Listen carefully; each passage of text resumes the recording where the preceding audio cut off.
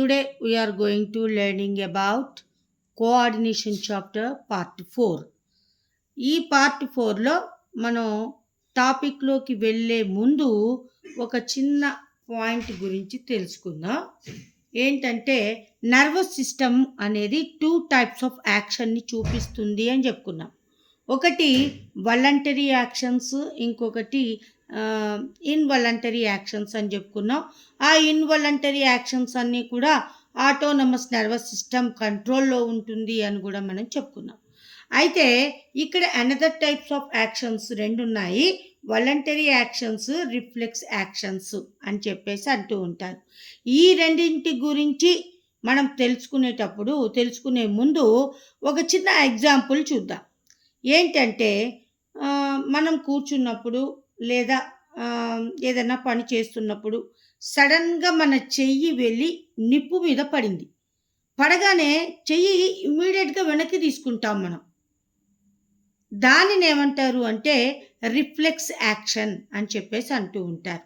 అయితే జనరల్గా నర్వస్ సిస్టంలో మనం ఏం చెప్పుకున్నాము, మనం ఏదైనా బయట స్టిమ్యులై అయినప్పుడు ఆ ఇన్ఫర్మేషను త్రూ స్పైనల్ కార్డ్ ద్వారా బ్రెయిన్కి చేరుతుంది. ఆ బ్రెయిన్ ఇచ్చిన మెసేజెస్ మళ్ళీ వెనక్కి వచ్చి ఆర్గాన్కి వెళ్తే అప్పుడు ఇమీడియట్గా రెస్పాండ్ అవుతాము అని చెప్పేసి చెప్తున్నాం. అయితే ఎప్పుడైతే నిప్పు కనబడిందో ఆ నిప్పు మీద నువ్వు పొరపాటున చెయ్యేసిన తర్వాత ఆ ఇన్ఫర్మేషను స్పైనల్ కార్డ్ నుంచి బ్రెయిన్కి వెళ్ళి ఆ బ్రెయిన్ మళ్ళీ మనకి మెసేజ్ ఇచ్చి మళ్ళీ అది స్పైనల్ కార్డ్ నుంచి మళ్ళీ ఆ పార్ట్కి రావాలి. ఇలా వచ్చేలోపు ఏం జరుగుతుంది, ఆ చెయ్యి కాలడం అనేది జరిగిపోతుంది. కాబట్టి కొన్ని యాక్షన్స్ బ్రెయిన్ దాకా వెళ్ళకుండానే ఏం చేస్తుంది అంటే ఈ స్టిమ్యులై ఎప్పుడైతే నర్వ్ ద్వారా స్పైనల్ కార్డ్కి వెళ్తుందో ఆ స్పైనల్ కార్డ్ ఇమ్మీడియట్గా రెస్పాండ్ అయ్యి మళ్ళీ ఈ మెసేజ్ని ఆ ఆర్గాన్కి ఇమ్మీడియట్గా పంపడం జరుగుతుంది. అలా జరిపినప్పుడు మనకు తెలియకుండానే చేతికి నిప్పు తగిలినప్పుడు ఇమ్మీడియట్గా వెనక్కి తీస్తాం. ఏదైనా ఐటెం మనకి గుచ్చుకున్నప్పుడు ఇమ్మీడియట్గా చేయిని వెనక్కి తీస్తాము. ఇలాంటి యాక్షన్స్ని ఏమంటారు అంటే రిఫ్లెక్స్ యాక్షన్స్ అని చెప్పేసి అంటూ ఉంటారు. మరి వాలంటరీ యాక్షన్ ఏంటి అంటే మనం దారిలో వెళ్తుంటే మన మీదికి కుక్కో వచ్చినప్పుడు ఆ ఇన్ఫర్మేషన్ ఎక్కడికి వెళ్తుంది అంటే ఈ త్రూ స్పైనల్ కార్డ్ ద్వారా బ్రెయిన్కి వెళ్తుంది. అప్పుడు బ్రెయిన్ ఏం చెప్తుంది, ఇమీడియట్గా నువ్వు రాయి తీసుకొని కుక్కను కొట్టు అని చెప్తుంది. అప్పుడు మనం ఇమీడియట్గా రాయిని తీసుకుని ఆ కుక్కను కొట్టడం జరుగుతూ ఉంటుంది. అంటే ఏంటి, ఆలోచించుకొని చేసే యాక్షన్స్ వాటినేమో వాలంటరీ యాక్షన్స్ అంటారు. ఆలోచించకుండా మనం చేసే యాక్షన్స్నేమో రిఫ్లెక్స్ యాక్షన్స్ అని చెప్పేసి అంటూ ఉంటారు. దీన్ని మనం దేంతో పోల్చొచ్చు అంటే మనకి క్లాస్లో టీచర్ ఉంటుంది. ఆ టీచర్ ఏం చేస్తుంది అంటే ఆ క్లాస్లో బాగా చదివే పిల్లాన్ని లీడర్గా పెడుతుంది. లీడర్గా ఎందుకు పెడుతుంది అంటే ఆమె యొక్క పనిని కొంత తగ్గించడానికి, అంటే నోట్స్లు అన్నీ చూసి వాడు రాశాడా లేదా చెక్ చేయమంటుంది. అతను చెక్ చేసి తీసుకొచ్చి మేడంకి ఇస్తాడు. ఒక్కొక్కసారి క్వశ్చన్స్ ఆ లీడర్ అప్పచెప్పిన తర్వాత టీచర్ ఏమంటుందంటే ఎవరే నువ్వు వేరే వాళ్ళని అప్పచెప్పించుకోరా అని చెప్తుంది. అట్లా లీడర్ ఏ పనులు చేస్తాడో ఆ పనులు ఇక్కడ స్పైనల్ కార్డ్ చేస్తుంది. వాటినే రిఫ్లెక్స్ యాక్షన్స్ అంటాం. టీచర్ చేసే పనులని ఏమంటాము అంటే ఆ బ్రెయిన్ చేసే పనితో మనం పోల్చొచ్చు. దాన్ని మనం వాలంటరీ యాక్షన్స్ అని చెప్పేసి అంటూ ఉంటాము. ఇక ఈ కోఆర్డినేషన్ అనేది ఒక నర్వస్ సిస్టమ్ ద్వారానే జరుగుతుందా అంటే ఈ కోఆర్డినేషన్ అనేది వితౌట్ నర్వస్ సిస్టమ్ ద్వారా కూడా జరుగుతుంది. ఆ వితౌట్ నర్వస్ సిస్టమ్ ద్వారా కోఆర్డినేషన్ దేని ద్వారా జరుగుతుంది అంటే ఎండోక్రైన్ గ్లాండ్స్ ద్వారా జరుగుతుంది. ఈ ఎండోక్రైన్ గ్లాండ్స్ ఉన్న సిస్టమ్ని ఏమంటారు అంటే ఎండోక్రైన్ సిస్టమ్ అని చెప్పేసి అంటూ ఉంటారు. ఈ ఎండోక్రైన్ గ్లాండ్స్ సెక్రెట్ చేసే వాటిని ఏమంటారు అంటే హార్మోన్స్ అని చెప్పేసి అంటూ ఉంటారు. ఈ హార్మోన్ అన్న పదాన్ని కనుగొన్న సైంటిస్ట్ ఎవరు అంటే స్టార్లింగ్ అన్న సైంటిస్ట్ ఈ హార్మోన్ అన్న పదాన్ని డిస్కవర్ చేయటం జరిగింది. ఈ హార్మోన్ అన్న పదం ఏ పదం అంటే గ్రీకు పదం. ఈ గ్రీకు పదంలో ఇంపెల్ అంటే ఏంటి అంటే వేరే వాటిని స్టిమ్యులేట్ చేస్తుంది, వేరే వాటి నుంచి ప్రోత్సహిస్తుంది, యాక్టివిటీస్ తొందరగా జరగటాన్ని ఎంకరేజ్ చేస్తుంది అని చెప్పేసి అర్థం అన్నమాట. ఇది హార్మోన్ గురించి. ఈ హార్మోనల్ సిస్టమ్నే ఎండోక్రైన్ సిస్టమ్ అని కూడా అంటారు. ఈ coordination other than nervous system ఏంటి అంటే ఈ ఎండోక్రైన్ సిస్టమ్ని చెప్పవచ్చు. ఈ ఎండోక్రైన్ గ్లాండ్స్ని ఏమంటారు అంటే డక్టిలెస్ గ్లాండ్స్ అని కూడా అంటారు. ఇక్కడ ఒక స్టోరీ చెప్పుకుందాం మనము. దీన్ని స్టోరీ ఆఫ్ ఇన్సులిన్ అనే హార్మోన్ యొక్క స్టోరీ గురించి చూద్దాము అని చెప్పేసి చెప్తున్నాడు అనమాట. దీనికంటే ముందు మనకి ఈ గ్లాండ్ తెలుసు. ఇది ఏ గ్లాండు అంటే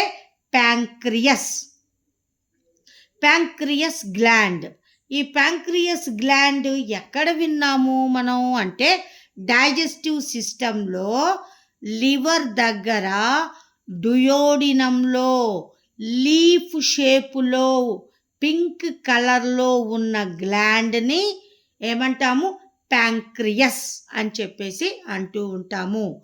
ఈ గ్లాండ్కి ఒక స్పెషాలిటీ ఉంది. ఏంటి స్పెషాలిటీ అంటే ఈ గ్లాండ్ ఒకవైపు ఎంజైమ్స్ని సెక్రీట్ చేస్తుంది, ఇంకొక వైపు హార్మోన్లని సెక్రీట్ చేస్తుంది.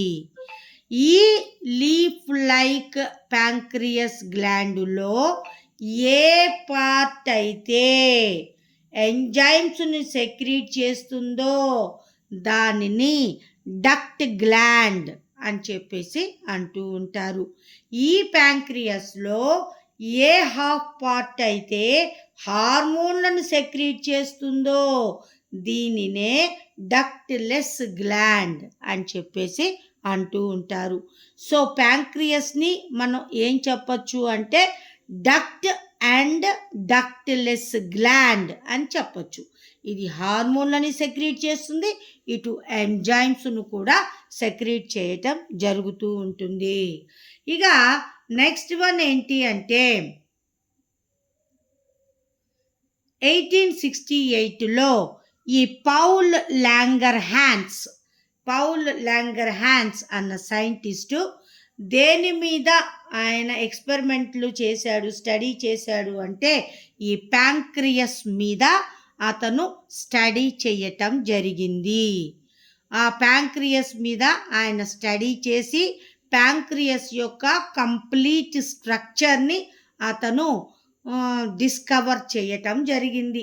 ఈ ప్యాంక్రియస్ యొక్క స్ట్రక్చర్ని మనం అబ్జర్వ్ చేస్తే ఈ డక్ట్లెస్ గ్లాండ్ పార్ట్గా ఉన్న వైపు ఏమవుతుంది అంటే ఇక్కడ కొన్ని గ్రూప్ ఆఫ్ సెల్స్, కొన్ని టిష్యూస్ అనేవి సెపరేట్గా అతనికి కనిపించటం జరిగింది. వాటిని అతను ఎలా భావించాడంటే ఐలాండ్స్ లాగా భావించాడు. ఐలాండ్ అంటే ఏంటమ్మా, చుట్టూ వాటర్ ఉండి ఆ మధ్యలో ల్యాండ్స్ అనేవి డివైడ్ అయి ఉంటాయి పెద్ద పెద్ద సీలో వాటిని ఏమంటారు అంటే ఐలాండ్స్ అంటారు. అలాంటి ఐలాండ్స్ లాంటి స్ట్రక్చర్స్గా ఈ గ్రూప్ ఆఫ్ సెల్స్, ఈ టిష్యూస్ అనేవి ఆయనకి కనిపించటం జరిగింది. వీటికి అతను ఏమని పేరు పెట్టాడు అంటే ఐలెట్స్ అని చెప్పేసి పేరు పెట్టడం జరిగింది. ఈ స్పెషలైజ్డ్ గ్రూప్ ఆఫ్ ఐలాండ్ లాంటి సెల్స్ని లాంగర్ హ్యాన్స్ అనే అతను కనుక్కున్నాడు కాబట్టి వీటిని ఏమంటారు అంటే ఐలెట్స్ ఆఫ్ లాంగర్ హ్యాన్స్ అని చెప్పేసి ఆ టిష్యూ సెల్స్ని, ఐలాండ్ లాంటి టిష్యూ సెల్స్ని ఐలెట్స్ ఆఫ్ లాంగర్ హ్యాన్స్ అని పిలవటం జరిగింది. ఐలెట్స్ అంటే అర్థం ఏంటి అంటే ఐలాండ్ అని అర్థం అనమాట. అవి చూడటానికి ఐలాండ్స్ లాగా ఆయనకు కనబడ్డాయి కాబట్టి వాటిని అతను ఐలాండ్స్ అని పిలిచాడు. వాటిని ఫస్ట్ టైం డిస్కవర్ చేసిన సైంటిస్టు పౌల్ లాంగర్ హ్యాన్స్ కాబట్టి ఆయన పేరు మీదుగా వాటిని ఏమని పిలుస్తున్నారు, ఐలాండ్స్ ఆఫ్ లాంగర్ హ్యాన్స్ అని చెప్పేసి కనుక్కోవటం జరిగింది. ఈయన కనుక్కున్న తరువాత అసలు ఆ సెల్స్ ఏంటి, ఆ సెల్స్ వల్ల ఉపయోగం ఏంటి అని చెప్పేసి చాలా సంవత్సరాల వరకు ఎవరూ కూడా వాటి గురించి కనుక్కోలేదు. ఆ తరువాత ఈ ఐలాండ్స్ ఆఫ్ లాంగర్ హ్యాన్స్ ఈ సెల్స్ నుంచి హార్మోన్స్ రిలీజ్ అవుతాయి అని చెప్పేసి ఈ టొరంటో, బ్యాంటింగ్, బెస్ట్, మెక్లియార్డ్ అన్న సైంటిస్టులు ఫస్ట్ టైం కనుక్కోవటం జరిగింది. ఈ ఐలాండ్స్ ఆఫ్ లాంగర్ హ్యాన్స్ నుంచి హార్మోన్స్ రిలీజ్ అవుతాయి అని వీళ్ళు కనుక్కోవటం జరిగింది. వీళ్ళు ఈ ఐలాండ్స్ ఆఫ్ లాంగర్ హ్యాన్స్ నుంచి ఏ హార్మోన్ రిలీజ్ అవుతుంది అని కనుక్కున్నారు అంటే ఇన్సులిన్ అనే హార్మోన్ రిలీజ్ అవుతుంది అని చెప్పేసి వీళ్ళు కనుక్కోవడం జరిగింది. అంతేకాకుండా వీళ్ళు ఈ ఇన్సులిన్ని ఆ లాంగర్ హ్యాన్స్ సెల్స్ నుంచి ఈ హార్మోన్ని ఎక్స్ట్రాక్ట్ చేయటం జరిగింది, అంటే బయటకు తీయటం జరిగింది. మరి ఈ ఇన్సులిన్ అనే హార్మోన్ ఏం పని చేస్తుంది అంటే మన బాడీలో షుగర్ లెవెల్స్ అనేవి పెరగకుండా కంట్రోల్లో ఉంచడానికి ఈ ఇన్సులిన్ అనే హార్మోన్ పనిచేస్తుంది. ఈ ఇన్సులిన్ అనే హార్మోన్ లోపం వలన వచ్చే వ్యాధిని ఏమంటారు అంటే డయాబెటిస్ మిల్లిటస్ లేదా షుగర్ వ్యాధి అని చెప్పేసి పిలవడం జరుగుతూ ఉంటుంది. మరి అలాంటి వాళ్ళల్లో ఈ షుగర్ కంట్రోల్లోకి రావాలి అంటే వాళ్ళు ఇన్సులిన్ని వాడటం జరుగుతూ ఉంటుంది. ఈ ఇన్సులిన్ అనే హార్మోన్ని ఎక్స్ట్రాక్ట్ చేసి మెడిసిన్గా వాడటానికి ఫస్ట్ టైం ఉపయోగపడిన సైంటిస్టులు ఎవరు అంటే టొరంటో, బ్యాంటింగ్ బెస్ట్ అండ్ మెక్లియార్డ్ అన్న సైంటిస్టులు ఫస్ట్ టైం ఈ హార్మోన్ని ఎక్స్ట్రాక్ట్ చేయటం జరిగింది. ఈ ఎక్స్ట్రాక్ట్ చేసిన హార్మోన్ని ప్రజెంట్ ఇప్పుడు డయాబెటిక్ పేషెంట్స్కి మెడిసిన్గా వాడటం అనేది జరుగుతూ ఉంది. మరి ఈ సైంటిస్టులు వేటి మీద వాళ్ళు ఎక్స్పెరిమెంట్లు చేశారు అంటే డాగ్ మీద వాళ్ళు ఎక్స్పెరిమెంట్ చేసి ఈ ఇన్సులిన్ హార్మోన్ని ఎక్స్ట్రాక్ట్ చేయటం జరిగింది. ఇక ఈ ఇన్సులిన్ అన్న వర్డ్ దేని నుంచి వచ్చింది అంటే ఇన్సులా అనే ఒక లాటిన్ వర్డ్ నుంచి వచ్చింది. ఈ లాటిన్ వర్డ్ యొక్క మీనింగ్ ఏంటి అంటే ఐలాండ్ అని చెప్పేసి దీని యొక్క మీనింగ్గా మనం చెప్పవచ్చు. ఇది ప్యాంక్రియాస్ యొక్క స్ట్రక్చర్ డిఫరెంట్ స్పెసిఫిక్ క్యారెక్టర్ అని మనం చెప్పవచ్చు. ఈ ప్యాంక్రియాస్నే డక్ట్ గ్లాండ్, డక్ట్లెస్ గ్లాండ్ అని కూడా మనం చెప్పవచ్చు. ఇక నెక్స్ట్ తర్వాత మనం ఇంకొక స్పెషల్ గ్లాండ్ గురించి చూద్దాము. దీనిని ఏమంటారు అంటే అడ్రినల్ గ్లాండ్. మరి ఈ పదం మనం ఎక్కడ విన్నాము అడ్రినల్ గ్లాండ్ అన్నది? ఈ అడ్రినల్ గ్లాండ్ అన్నది ఎక్కడ విన్నాము అంటే ఎక్స్క్రిటరీ సిస్టంలో కిడ్నీకి పైన టోపీ లాంటి స్ట్రక్చర్స్ ఉంటాయి. వాటినే ఏమంటారు అంటే అడ్రినల్ గ్లాండ్స్ అంటారు అని మనం చెప్పుకున్నాం. ఆ అడ్రినల్ గ్లాండ్ నుంచి రిలీజ్ అయ్యే హార్మోన్ని ఏమంటారు అంటే అడ్రినలిన్ హార్మోన్ అని చెప్పేసి అంటూ ఉంటారు.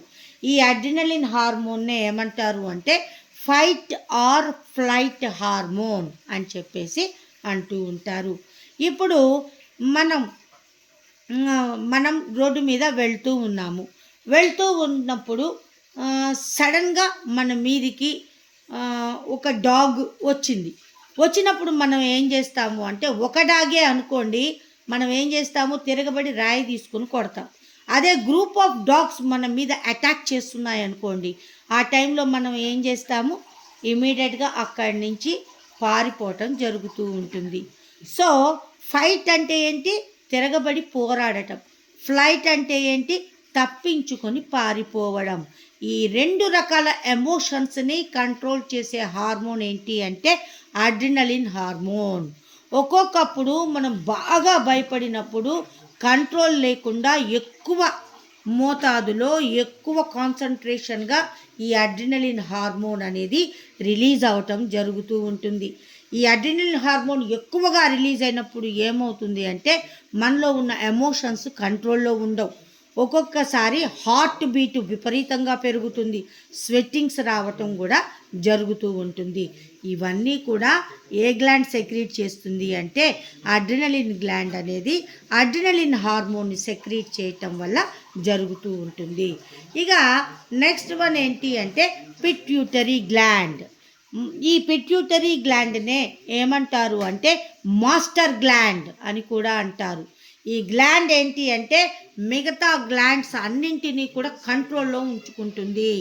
ఇది చెప్పినప్పుడే ఆ గ్లాండ్స్ అన్నీ కూడా స్టిమ్యులేట్ అయ్యి హార్మోన్స్ని రిలీజ్ చేస్తుంది. ఈ గ్లాండ్ మళ్ళీ ఎమ్మటే ఏం చేస్తుంది అంటే వాటికి సరిపోను హార్మోన్స్ రిలీజ్ అవ్వగానే ఎమ్మటే మళ్ళీ హార్మోన్స్ను ఆగిపో అని చెప్పేసి మెసేజ్ని ఆ గ్లాండ్స్కి పంపడం జరుగుతూ ఉంటుంది. ఆ గ్లాండ్స్ ఆ హార్మోన్స్ని కంట్రోల్ చేయటం జరుగుతూ ఉంటుంది. కాబట్టే అన్ని గ్లాండ్స్ని దాని యొక్క కంట్రోల్లో ఉంచుకుంటుంది.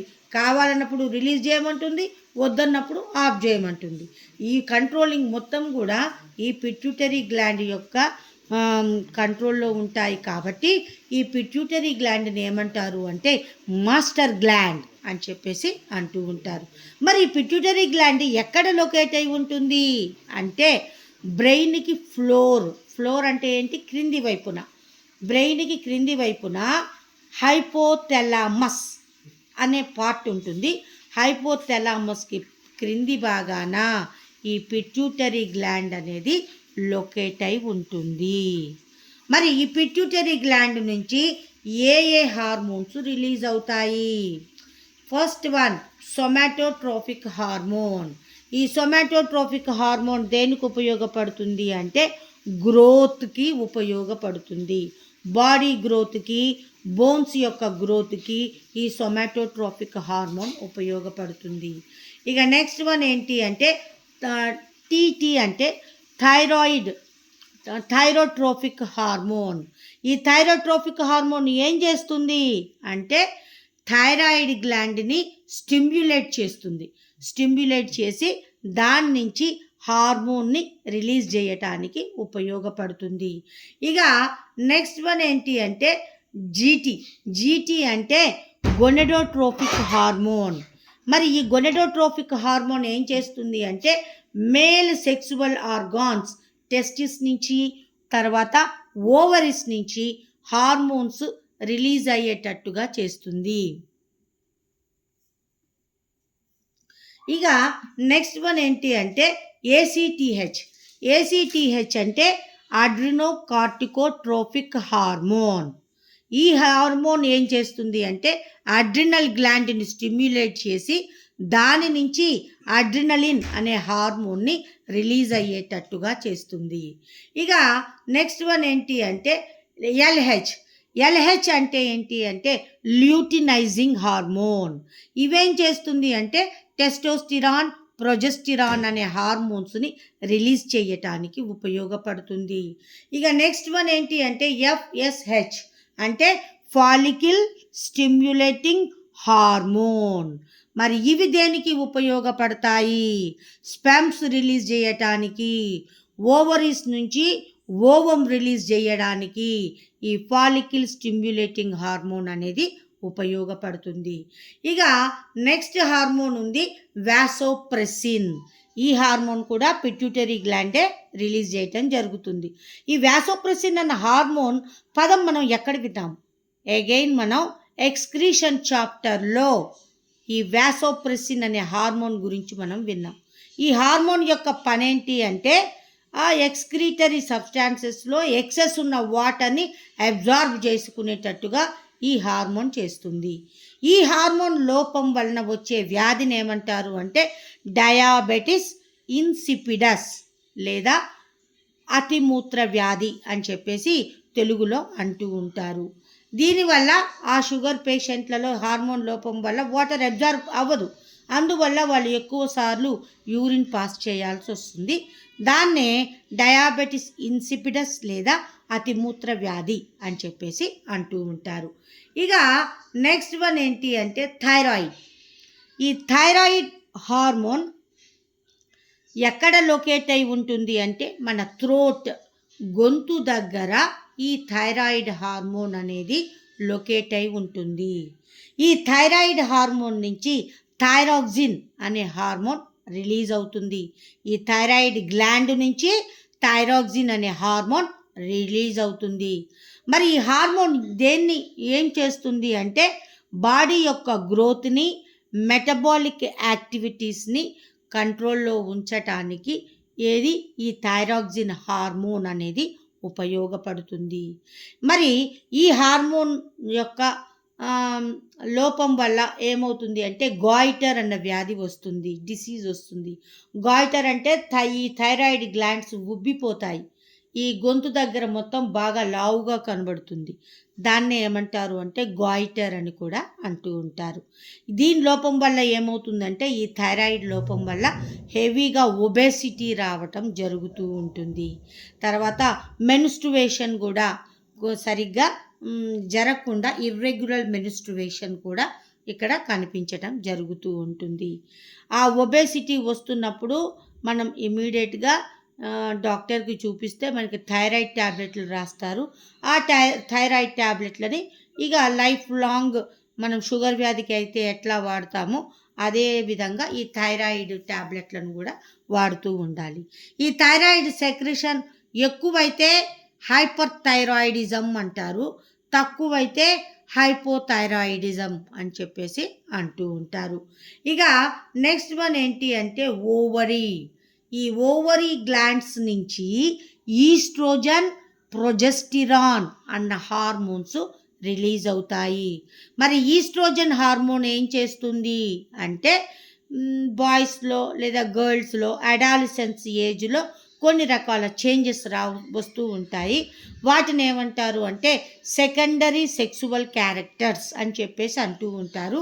ఆ సెకండరీ సెక్సువల్ క్యారెక్టర్స్ డెవలప్మెంట్ అన్నది ఈ ఈస్ట్రోజన్ హార్మోన్ చేయటం జరుగుతూ ఉంటుంది. ఇక ప్రొజెస్టిరాన్ హార్మోన్ ఏం చేస్తుంది అంటే బేబీ బర్త్ అయిన తర్వాత ఆ మదర్లోని మ్యామరీ గ్లాండ్స్ని స్టిమ్యులేట్ చేసి వాటి నుంచి మిల్క్ ప్రొడ్యూస్ చేయటానికి ఉపయోగపడుతూ ఉంటుంది. ఇంకా దేనికి ఉపయోగపడుతుంది అంటే ప్రెగ్నెన్సీ కన్ఫర్మ్ అయిన తర్వాత ఆ ఎంబ్రియో యూటిరస్లో కదలకుండా ఒక చోట స్థిరంగా ఉండటానికి ఇంప్లాంటేషన్ అంటారు దాన్ని. ఆ ఎంబ్రియో యొక్క ఇంప్లాంటేషన్కి ఈ ప్రొజెస్టిరాన్ అనేది ఉపయోగపడుతుంది. ఇక నెక్స్ట్ వన్ ఏంటి అంటే టెస్టిస్. మరి ఈ టెస్టిస్ ఏం రిలీజ్ చేస్తుంది అంటే ఇది మేల్ హార్మోన్. ఇది టెస్టిస్ అనేది మేల్స్లో ఉంటుంది.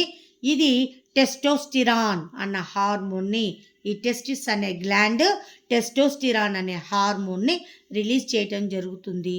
ఈ టెస్టోస్టిరాన్ దేనికి ఉపయోగపడుతుంది అంటే సేమ్ ఫిమేల్లో ఎలాగో అలాగే మేల్లో కూడా సెకండరీ సెక్సువల్ క్యారెక్టర్స్ అడాలసెన్స్ ఏజ్లో సెకండరీ సెక్సువల్ క్యారెక్టర్స్ డెవలప్ అవ్వడానికి ఈ టెస్టోస్టిరాన్ అనేది ఉపయోగపడుతుంది. ఇక నెక్స్ట్ వన్ ప్యాంక్రియాస్. ప్యాంక్రియాస్ గురించి మనం ఆల్రెడీ చూసాము, ఇన్సులిన్ గురించి కూడా చూసాం. ఇక్కడ ఇంకొక రకమైన హార్మోన్ ఉంది. దానిని ఏమంటారు అంటే గ్లూకగాన్ అని చెప్పేసి అంటూ ఉంటారు. మరి ఈ గ్లూకగాన్ అనే హార్మోన్ ఏం చేస్తుంది అంటే మన బాడీలో ఇందాకల షుగర్ లెవెల్స్ ఎక్కువైతే కంట్రోల్ చేస్తుంది ఇన్సులిన్. మరి బాడీలో షుగర్ లెవెల్స్ తక్కువ ఉన్నప్పుడు వాటిని ఇంక్రీజ్ చేయటానికి ఈ గ్లూకగాన్ అనే హార్మోన్ ఉపయోగపడుతుంది. అంటే ఇన్సులిన్కి ఆపోజిట్గా ఈ గ్లూకగాన్ హార్మోన్ అనేది పనిచేస్తుంది. ఇక నెక్స్ట్ వన్ చూద్దాం మనం.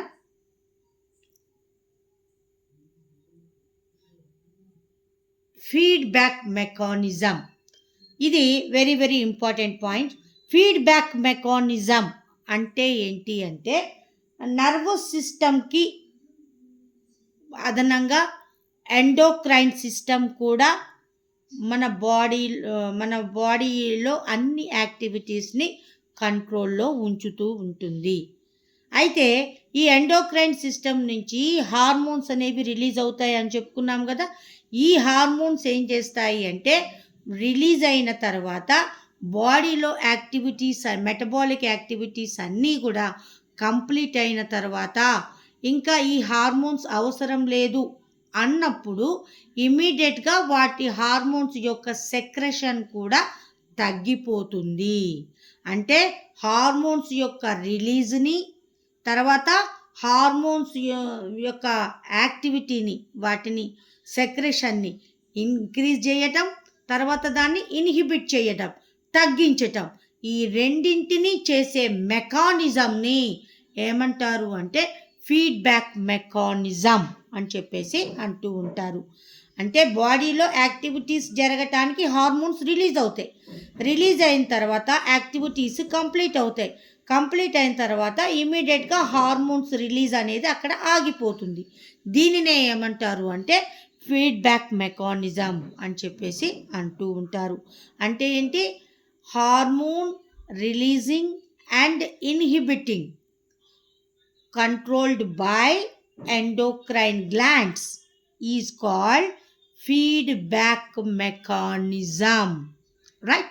ఇక మరి హార్మోన్స్ అనేవి ఒక్క యానిమల్స్లోనే ఉంటాయా, ప్లాంట్స్లో ఉండవా అంటే ప్లాంట్స్లో కూడా మనలో ఎలాగైతే నర్వస్ సిస్టమ్ కంట్రోల్ చేస్తుందో, హార్మోన్స్ ఎలా కంట్రోల్ చేస్తాయో మన యాక్టివిటీస్ని, అలాగే ప్లాంట్స్లో కూడా ఈ హార్మోన్స్ అనేవి యాక్టివిటీస్ని కంట్రోల్ చేయడం అనేది జరుగుతూ ఉంటుంది. మరి ప్లాంట్స్లో ఏ హార్మోన్ రిలీజ్ అవుతాయి, అవి ఎట్లా కంట్రోల్ చేస్తాయి అన్న దాని గురించి చూద్దాం. మరి మనం ఎట్లాగైతే రెస్పాన్స్ చూపిస్తామో అట్లాగే ఈ ప్లాంట్స్ కూడా స్టిమ్యులైకి రెస్పాన్సెస్ అనేవి చూపించటం జరుగుతూ ఉంటుంది. స్టిమ్యులై అంటే బయట సరౌండింగ్స్లో ఉన్న చేంజ్ మన బాడీ మీద ఎఫెక్ట్ చూపిస్తే దానినే ఏమంటాం మనం? స్టిమ్యులై లేదా స్టిమ్యులస్ అంటాం.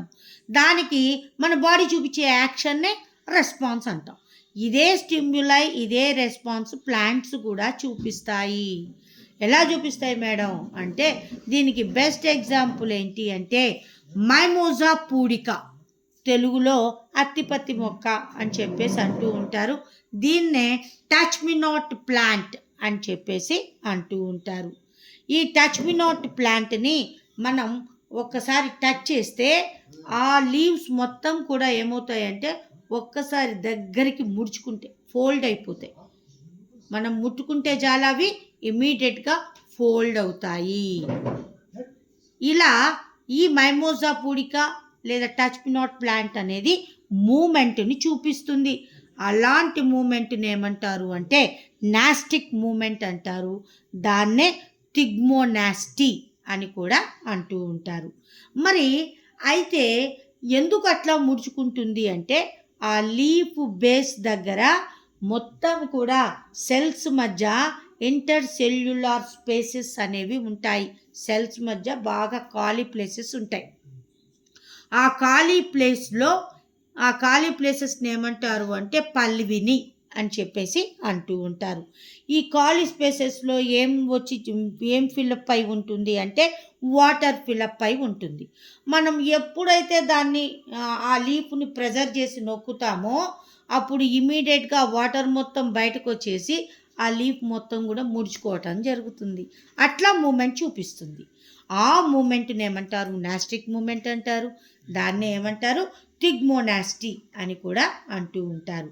ఇక నెక్స్ట్ వన్ ఏంటి అంటే మనలో ఎట్లా అయితే హార్మోన్స్ ఉన్నాయో అలాగే ప్లాంట్స్లో కూడా హార్మోన్స్ రిలీజ్ అవుతాయి.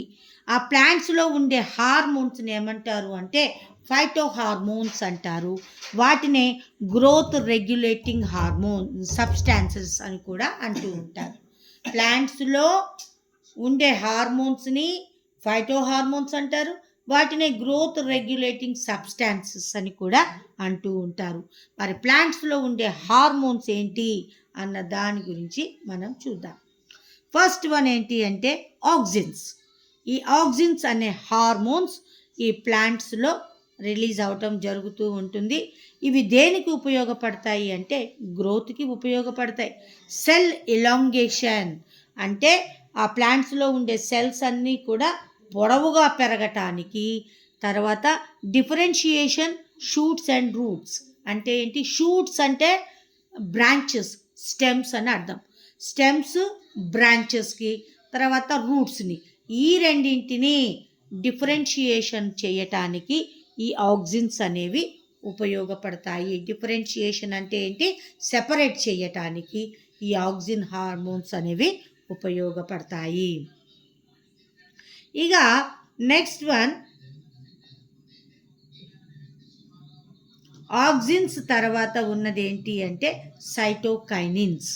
మరి ఈ సైటోకైనిన్స్ అనే హార్మోన్స్ దేనికి ఉపయోగపడతాయి అంటే సెల్ డివిజన్కి ఉపయోగపడతాయి. తర్వాత ఆ ప్లాంట్స్లో బర్డ్స్ ఉంటాయి. బర్డ్స్ అంటే ఏంటి? మొగ్గలు. ఆ మొగ్గలు డెవలప్ అవ్వటానికి, బర్డ్స్ డెవలప్మెంట్కి, వాటి యొక్క గ్రోత్కి. తర్వాత డిలేయింగ్ ఏజింగ్ అంటే ఆకులు పండిపోయి రాలిపోతూ ఉంటాయి. అట్లా ఆకులు పండిపోయి రాలకుండా ఉండటానికి. ఈ తర్వాత ఓపెనింగ్ స్టొమాటా అనేది ఓపెన్ అవ్వటానికి ఈ సైటోకైనిన్స్ అనేవి ఉపయోగపడతాయి. ఇక నెక్స్ట్ వన్ ఏంటి అంటే గిబ్బరెలిన్స్.